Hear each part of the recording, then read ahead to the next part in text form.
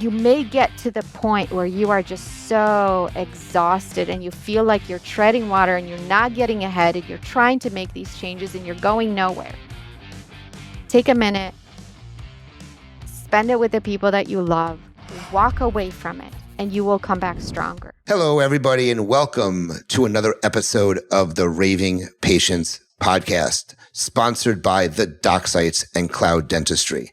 I'm your host, Dr. Len Tao, and I'm really excited today. And the reason I'm excited is I'm actually talking to a fellow dentist, a wet finger dentist like myself, someone who is actually practicing.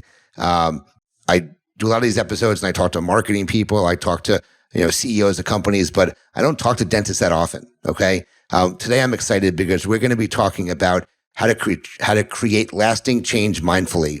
And today's guest is Maggie Augustyn, who has a practice in Illinois, if I remember correctly. And we're going to be talking about a lot of the changes she has made throughout her life, throughout her career, how to really change her practice and the way she lives her life.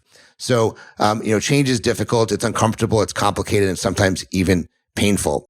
So life-altering change adds more dimension to this process. So these are some of the topics that we're going to be talking about today and the mindset that is key in creating change. So please welcome to the Raving Patients podcast, Maggie Augustyn. Maggie, thank you so much for joining me today. Thank you, Dr. Tao. I'm really honored to be here, and I'm looking forward to speaking with you and your listeners about some of the things and some of the rigmarole and things that I've had to go through and grow through to create pretty significant change, not just within my life, but also within my practice. And yes, I am a wet finger dentist, and I cannot imagine my life without teeth, at least at this moment. We'll see what the next 10 or 15 years bring. So real quick, one of the rules I did not mention to you when we first went over the rules is never call me Dr. Tao, call me Len. I prefer Len. That's how people know me. Sorry. No. Okay. It's just a habit people have. So I forgot to tell you, and I have to write that down because that has to be something I discuss before we start recording. But definitely call me Len, please. So to begin with, let's talk about you. I want you to introduce yourself, talk about your practice, talk about the things you've struggled with in the past, why you've decided to make some of the drastic changes you've made, and the way you deal with things. So why don't you start off with that first? Okay. I appreciate you asking. It's been a long road. I became a dentist. No one in my family had ever been a dentist before. My dad did have a PhD. We actually moved here from a different country. I was born and raised in Poland, came here at the age of 15, really struggled throughout that time, ended up going into dental school and becoming a dentist simply because my parents did not think that I could deal with dead people and should not be a physician. And I loved science and wanted to be a scientist. But my dad at this time, 20, 30 years ago, women were not taken very seriously. So he did not think that I could have a very well-balanced life in terms of possibly becoming a mom one day. Having become a dentist, I had a few failed associateships, and about 18 months out of school, I purchased my first dental practice. And it was a complete train wreck for many, many years. And I really didn't care that it was a complete train wreck. In 2018, in the middle of probably the worst depression I ever had in my life, I found out that I had cancer.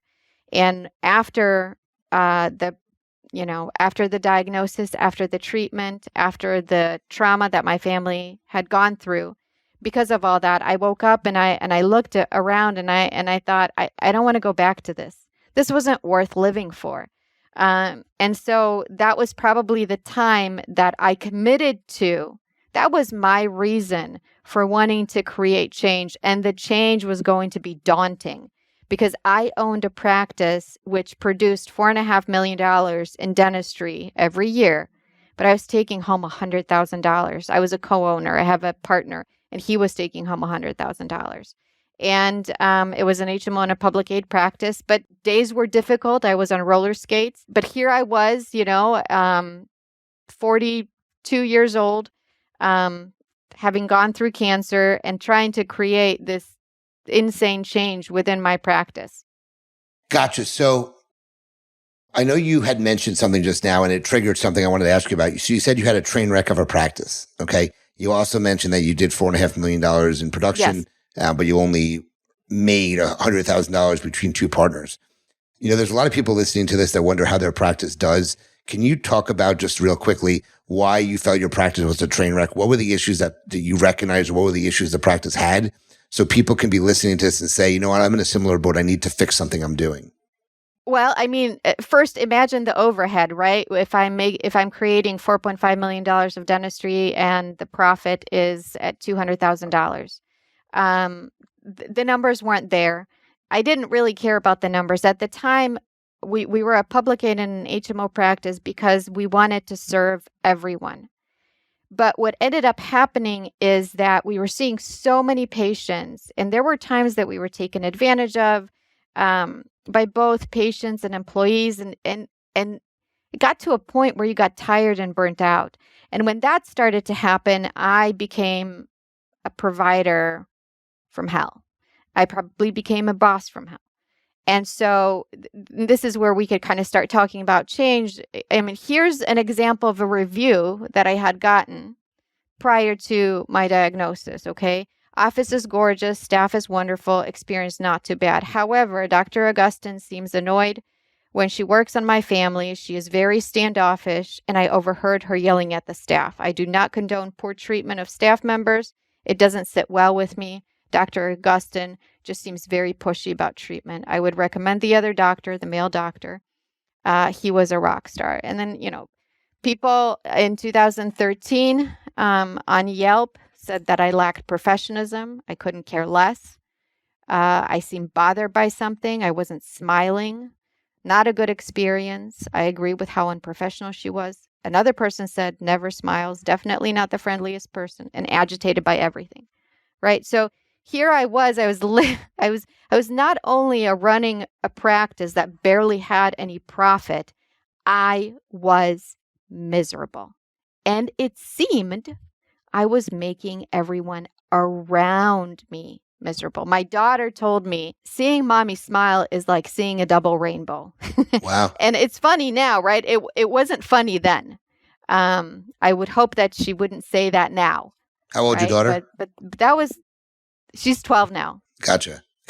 It's real quickly. It's very interesting. So I don't know how much you know because we haven't met before. We've conversed a little bit on social media before, but I don't know if you know. I brought a practice from a dentist who committed suicide. I don't know if you knew that.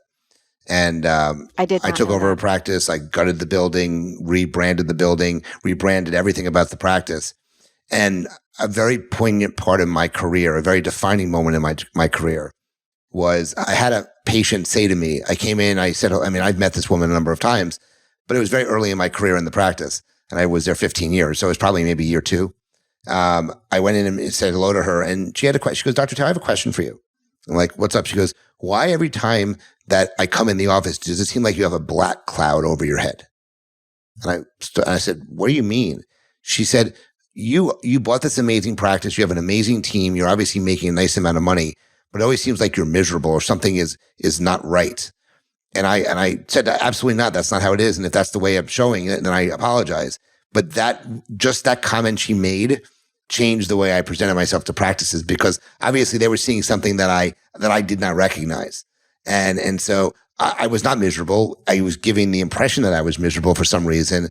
And it's just like they say, you're only as good as Google says you are. Well, you're only as good as the patient say you are. And this patient had a problem with what I was doing. So I just want to let you know, I had a similar incident that kind of was career defining for me. And she's still a patient in the office. And every time she comes in, I kind of allude to the fact that she told me this, and she really affected the way I handle things.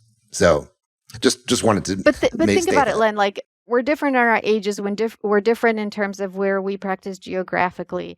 Think about it. If you and I had gone through this similar experience, how many people in between are or have been in this place, right? And part of my stance in all of this is that, look, you and I talked a little bit off this podcast. When I would get a review like that, I would go home and I would cry. And I wouldn't cry once. I would cry for weeks at a time. And then every time I would read that review, I would cry again. And I would be so upset. And I never wanted anybody else to discover those reviews. But it's part of my stance is that unless we share some of the things that hurt us or don't make us look perfect, we're never going to move past them. And it's all about not feeling alone, right? So here I am telling you my practice was a train wreck. And maybe there could be somebody else that could come into my practice now and could tell me that it's a train wreck.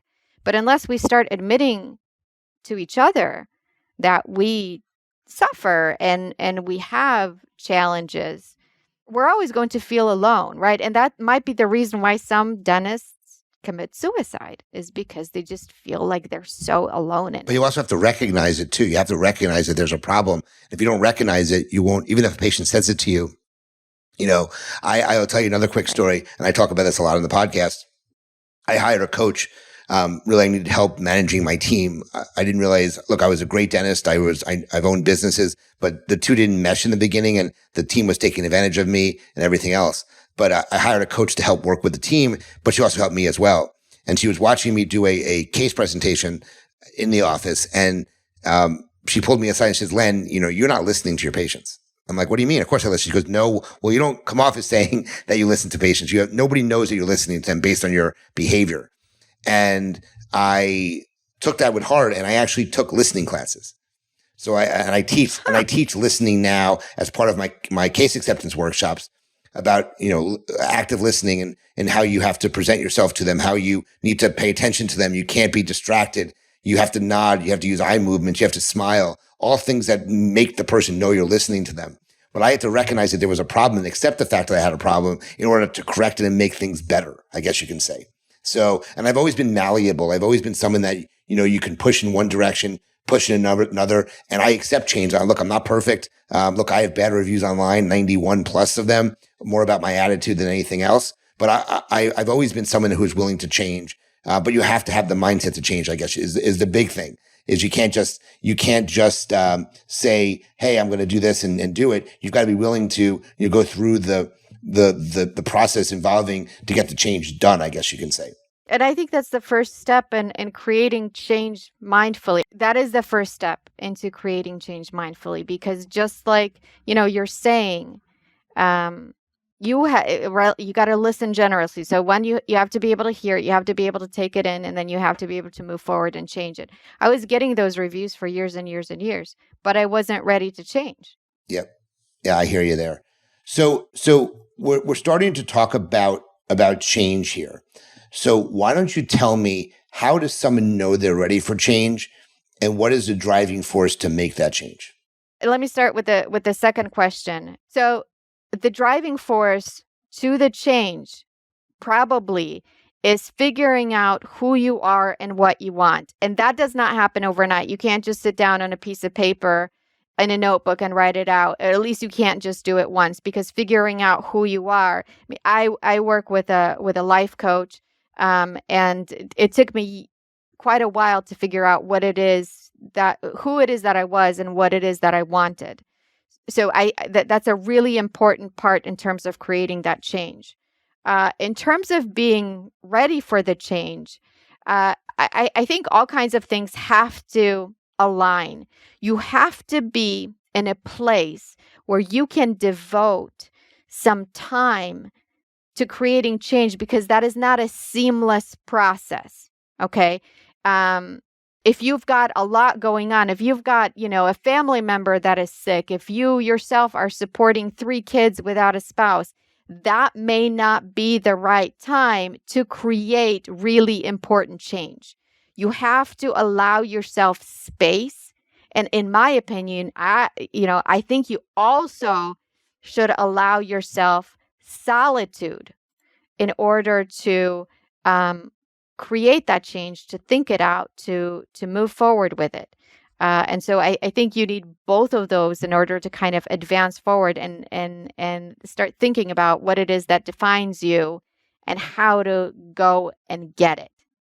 Gotcha. That makes sense. That makes a lot of sense. So let's talk about how does someone, I guess, recognize that there's a good enough reason to create the change, or what isn't really a good enough reason to create change, right? Both things. How does someone make that determination? Hey, this is a good idea to make change versus not. There will be things in your life that will drive you to change, but the change will be unsustainable. And there's a lot of different books that I'm sure you have read also. One of my favorites being The 5 a.m. Club, The One Thing, Atomic Habits. Those are all very, very good books, and they teach you how to create change and stick to it.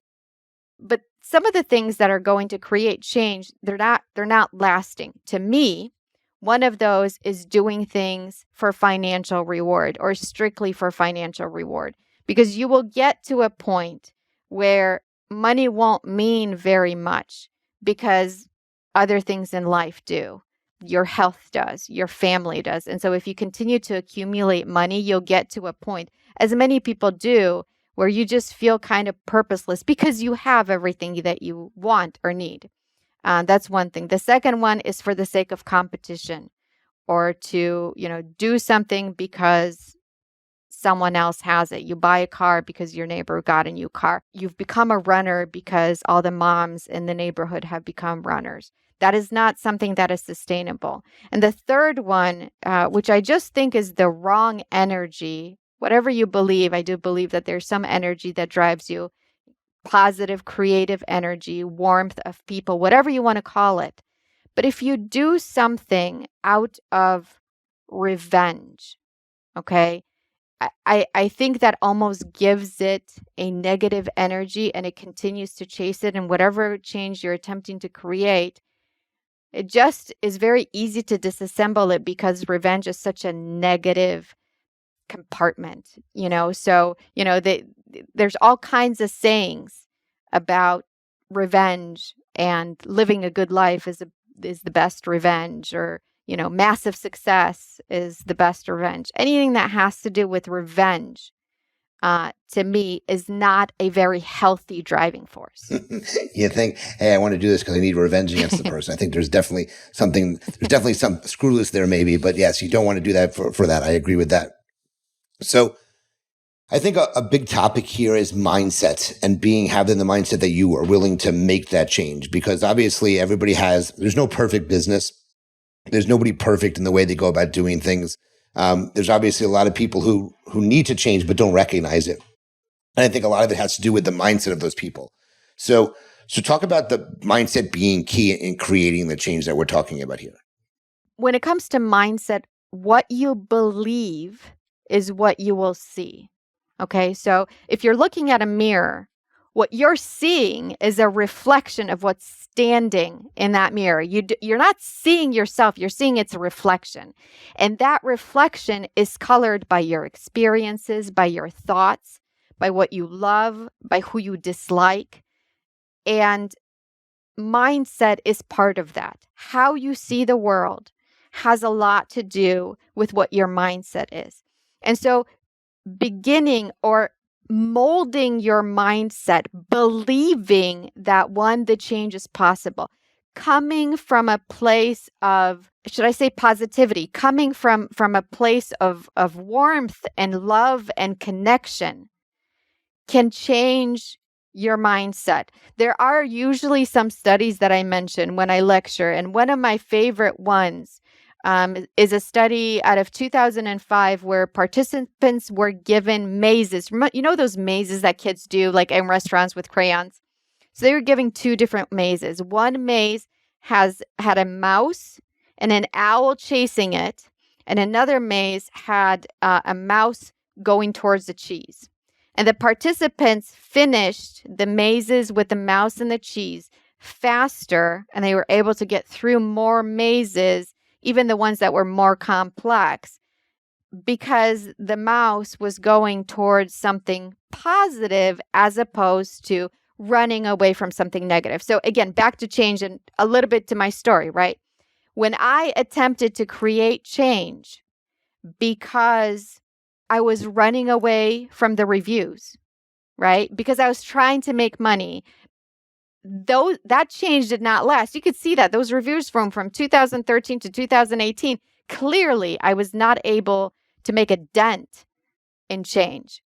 When I began to work on myself in 2018 and wanted to give an honor and privilege to my patients of taking care of them, when that's the reason why I started to show up to work, right? That was the positive. I was chasing a positive as opposed to running away from the negative. That's when I was able to fuel that change. So mindset in terms of what is possible and what you believe. I also, I don't know about you, Len, but I practice visualizations, and I think that they work really well if you allow yourself to be a part of that. I think that's also really big, and that helps you change your mindset too. It kind of unlocks some of the things that we get stuck in of negativity, of what we believe about ourselves and how far we can go and what we can become. Yeah, I agree with that. So I have a question, and I'm curious. So I had a dentist reach out to me who had gotten a bad review. Okay. And they basically, in the review, alluded to the fact that they thought the patient or the doctor drilled too deep. They had pain afterwards. It's your typical bad review. Hey, someone drilled too deep. They caused sensitivity. Don't go to this person. And her reaction was, I mean, absolutely insane. I couldn't believe what she had written to me. And as I'm speaking about it, I want to pull up her message on Facebook to me because it was an exact conversation that we had. But she basically, almost to a T, said that her life is over, her career's over because of this bad review. And I was like, you must be joking, because I've never in a million years heard anybody say that because they got a bad review that their career in dentistry is going to be over. For someone like that, and again, I'm still looking for the comment that she left, but for someone who makes a comment like that, what do you say to that person? What are your recommendations are? Because that person obviously has some significant issues they have to deal with. So, and again, I want to read it once I find it, but what would your response be to someone like that? I would gather to guess that this person may or may not have been a newer owner, and this person, it might have been her first negative review, because it's just kind of like dealing with people and going to preschool. That first time that somebody makes fun of you, it really hurts the most, and it's the most unforgiving. There's also this, idea of catastrophizing, okay? This is what is in front of you right now. This is the only thing that you're thinking of. And it's very hard to step away from that unless you've had practice with it. But even if you have not had practice with it and you feel yourself sinking because of, I don't know, a review or something that a patient said or something that your spouse said, it doesn't matter. You feel yourself sinking into, okay, this isn't worth it. This is too much. I'm an awful human being, right? Number of things to go about it. One, catch yourself in that moment and fight against it. Treat yourself like you would a friend, okay? Start looking in the mirror and start saying, okay, if this happened to your friend, what would you say to your friend? That's probably the easiest exercise. Would you really tell your friend your life is over? Or would you say, look, you got one negative review. There's probably 10 or 20 that are not. What if you started to reread those? Just start reading them over and over and over to build yourself up, because the thing that's fresh on your mind is that negative review. And there's all kinds of studies that say how many reviews it takes. I'm sure how many positive experiences does it take to get yourself out of a negative review. But really mindfully and bringing your attention to the moment right now, acting as your own advocate, as a friend might, looking at you. Perhaps those few very simple things, of course, all kinds of other things, right? But those few simple things can help you turn that pain in that moment around into it not hurting, not stinging so much. Or you can cry, like I did. So I found the what she wrote, and she said, I think the review is humiliating and potentially career-ending for me. That's what she wrote to me. And I was like, career-ending, you must be joking. So she thought that people were going to read it and her practice was going to die because of the practice. And like I said, I've never heard someone say that before, so I thought it was really interesting. But I think she has to have a whole different mindset on this, or get out of dentistry completely, because you have to have somewhat of a thick skin, in my opinion. So Maggie, as we come towards the end, is there anything else that you wanted to mention about mindset, about change, about anything related to the topics that we're talking about? One of my favorite studies that I ever read It was a brutal study in 1957 by Dr. Richard that would never be allowed today because of how cruel it was, but it holds a very important piece of information. Rats were put in water, and he waited to see how long it would take for them to drown. Okay. Now, just like that, they were put in water. It took 12 minutes. Okay. You might guess 3, 5, 10 minutes, something like that. Okay. Then the rats were taken out of water, and then they were held, dried off, given rest, and they were put back in the water. Len, how long do you think they survived in water before they drowned at that point? I don't know. 8 minutes, 10 minutes? Okay. 60 hours. 60 hours? 60 hours. And the message is this. You may get to the point where you are just so exhausted and you feel like you're treading water and you're not getting ahead and you're trying to make these changes and you're going nowhere. Take a minute, spend it with the people that you love, walk away from it, and you will come back stronger, because you can do it. And that study is proof. Wow. That's really cool. So Maggie, let's switch gears a little bit. Thank you so much for your kind of your perspective on things. But we're going to take a little change here for those that know about this section. I call it the pod deck section. I'm going to ask Maggie some questions. She is a business owner. Maggie, the way this works is I'm going to ask you a question. Just first thing that comes to mind, go ahead and spout it out, but you don't have to go into long-winded answers here. Okay. What do you think is a unique skill that you have that has helped you become successful? Unique skill that you have. Clearly I can't speak. I can write well. Okay. What's been your approach to marketing your practice?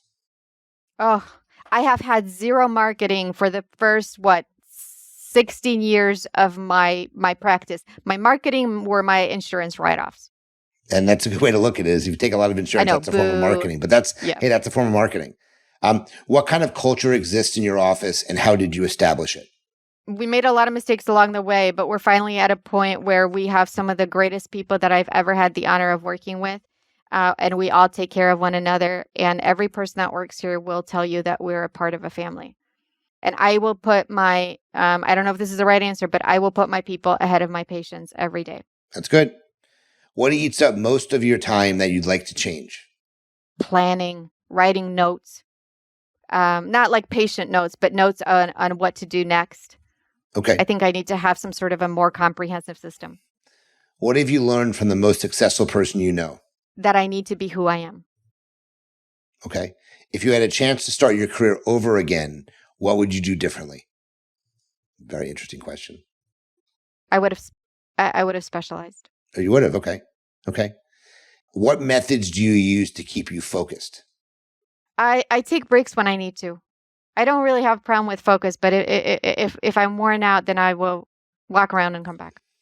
Here's an interesting question. If you were to write a book about yourself, what would you name it?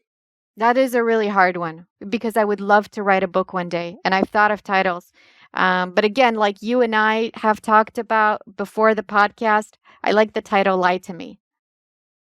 As in you're lying to yourself, and this is really who you are, and you come alive. Okay. When you were a kid, what was the first thing you wanted to be when you grew up? Oh, my parents would be so disappointed that I'm sharing this. I wanted to be, well, back then it was called a stewardess, a flight attendant. I thought that was the coolest job ever. Okay. And last question. What kind of shower ideas do you get, quote in quotes? What ideas do you get in the shower? A shower is my time to be quiet and to just, I guess it's a form of meditation, if I should say. No ideas. My mind needs to be quiet. That's the only time in the day that nobody's disturbing me. That's great. So tell people if they have questions, they want to learn more about you. They want to see if you're speaking somewhere. I know you're speaking at MDibs, Mommy Dentist in Business in Las Vegas in September. But if somebody wants to learn more about you, find out more about you, what's the best way for them to contact you and reach out? Dr. Maggie at myhappytooth.com. is my email address. You can very easily find me on Facebook. But also, if you go to dentistrytoday.com, or if you Google Maggie Augustyn, Dentistry Today, and Mindful Moments, that's a column that I write for Dentistry Today, where you could find out a little bit more about what goes on between these headphones. And my first article for Dentistry Today is going to be published any month now. So we'll be in the same magazine once in a while. So that's awesome. Maggie, you were awesome. Thank you so much for sharing your expertise and sharing your change that you've overcome and the things you've done to basically make a difference in your practice and start making some little extra money for yourself probably. So congrats on that. Congrats on your success. Yeah, that also feels good. It does. I'm sure it does. For all the right reasons. 100% so. So guys, if you like this episode, please share it. Please tell your colleagues about it. Please subscribe. Please review us. Please tell everybody about it. The more, the merrier. Don't forget to check out our sponsors, the DocSites and Cloud Dentistry. Find out more what they can do for your office. Our episodes come out Fridays at 5 a.m. in the morning, Eastern Standard Time. So when you wake up in the morning, it should be in your inbox or in your podcasting box, letting you know a new episode has been released. I thank you for listening. Maggie, thank you for joining me today. And remember, your reputation matters. Until the next episode, take care and have a great day.